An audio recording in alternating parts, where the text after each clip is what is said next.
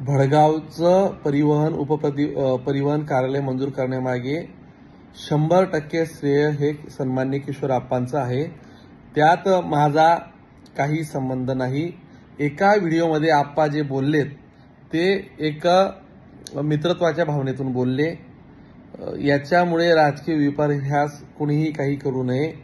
अगदी 40गाव मंजूर झाल्यानंतर भडगाव हे तसं नियमात बसत नव्हतं, तरी देखील आप्पांनी त्यांचं राजकीय वजन वापरून कदाचित अगोदर भडगाव झालं असतं तर मी 40गाव कदाचित करू शकलो नसतो, परंतु 40गाव झाल्यावर देखील किशोर आप्पांनी ते मंजूर करून आणलं।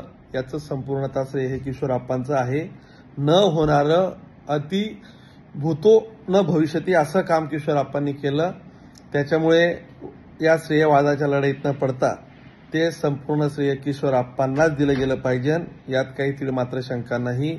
अगदी आजारी असताना किशोर आप्पा काल परवापासून पूर्ण वेळ त्या फाईलच्या मागे होते। ही वस्तुस्थिती नाकारून चालणार नाही। त्याच्यामुळे काही राजकीय लोक किंवा कोणी काही हे म्हणण्यापेक्षा भडगावचा विकास होतोय। आप्पा माझे मित्र आहेत आणि आमची कॉम्पिटिशन ही चांगल्या कामांचीच आहे आणि ती चांगल्या कामांसाठीच राहील।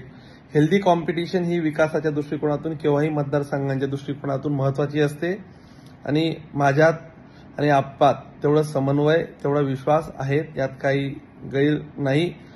आप्पांचं अगदी मनापासून अभिनंदन। आपण आपल्या मतदारसंघासाठी खूप अतिशय महत्त्वाचं काम करून आणलं।